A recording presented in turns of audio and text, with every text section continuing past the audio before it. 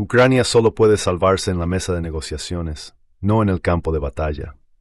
Lamentablemente, este punto no es comprendido por políticos ucranianos como Oleg Dunda, un miembro del Parlamento de Ucrania, quien recientemente escribió un artículo de opinión en este sitio en contra de mi repetido llamado a las negociaciones.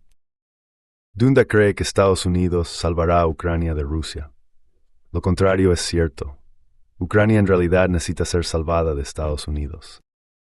Ucrania personifica el famoso aforismo de Henry Kissinger: puede ser peligroso Estados Unidos, pero ser amigo de Estados Unidos es fatal. Hace 30 años, Ucrania fue acogida por los neoconservadores de Estados Unidos, quienes creían que era el instrumento perfecto para debilitar a Rusia. Los neoconservadores son los creyentes ideológicos en la hegemonía estadounidense, es decir, el derecho y la responsabilidad de los Estados Unidos de ser la única superpotencia mundial y el policía global, como se describe, por ejemplo, en el informe del Proyecto para un Nuevo Siglo Americano de 2000, Reconstruyendo the Sense of War. Los neoconservadores eligieron 3 métodos para impulsar el poder y la influencia de Estados Unidos en Ucrania. Primero, entrometerse en la política interna de Ucrania. Segundo, expandir la OTAN a Ucrania, a pesar de la línea roja de Rusia. Y tercero, armar a Ucrania y aplicar sanciones económicas para derrotar a Rusia. Los neoconservadores susurraron una dulce fantasía al oído de Ucrania en la década de 1990. Ven con nosotros al glorioso paraíso de la tierra de la OTAN y estarás a salvo para siempre. Los políticos ucranianos proeuropeos, especialmente en el oeste de Ucrania, amaron la historia. Creían que Ucrania se uniría a la OTAN tal como lo hicieron Polonia, Hungría y la República Checa en 1999. La idea de expandir la OTAN a Ucrania era fatuo y peligroso.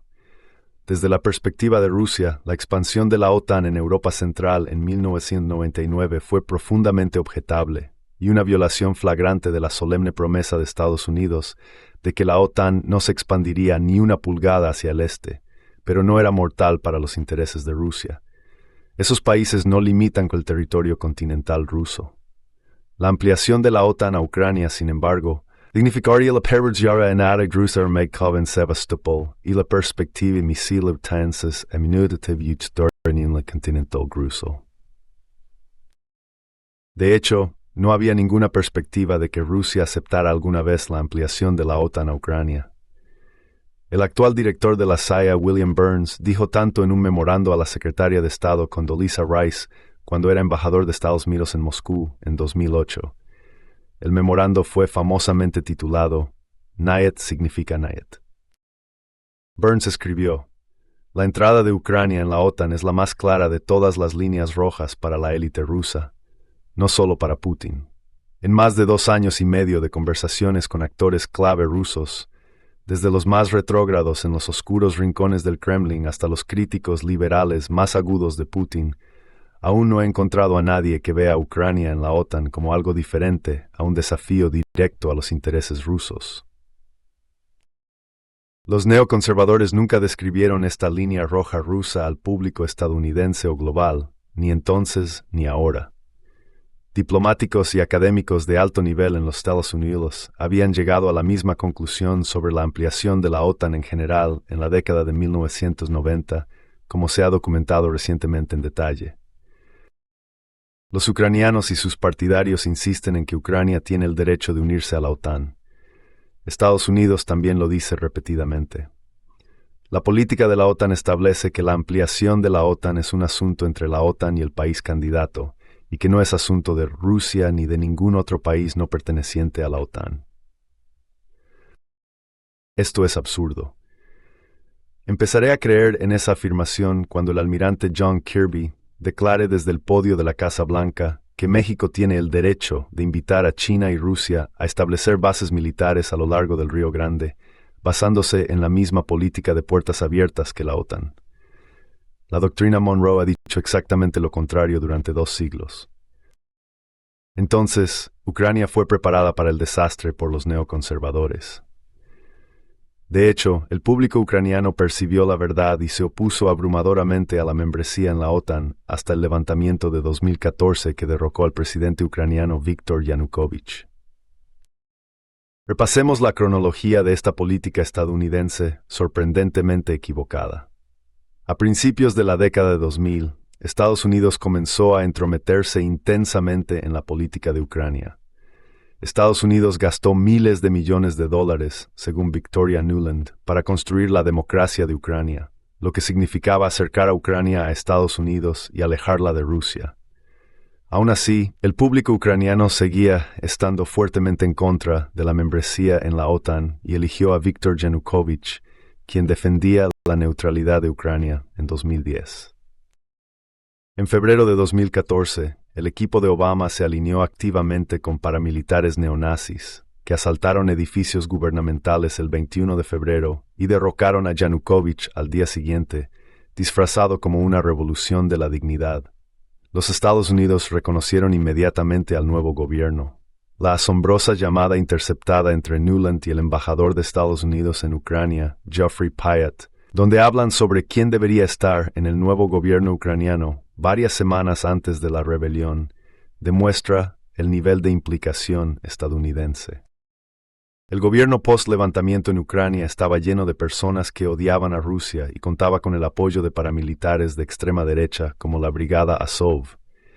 Cuando la región del Donbass, de mayoría étnica rusa, se separó del levantamiento, el gobierno central intentó recuperar la región por la fuerza. En 2015 se alcanzó un acuerdo de paz entre Kiev y el Donbass, conocido como Minsk II, que pondría efectos temporales al extender la autonomía a las regiones de mayoría étnica rusa de Donetsk y Lugansk. Por desgracia, Ucrania y Estados Unidos socavaron el tratado incluso mientras lo respaldaban públicamente. El tratado era una mera medida temporal, según la canciller alemana Angela Merkel, para dar tiempo a Ucrania a construir su ejército.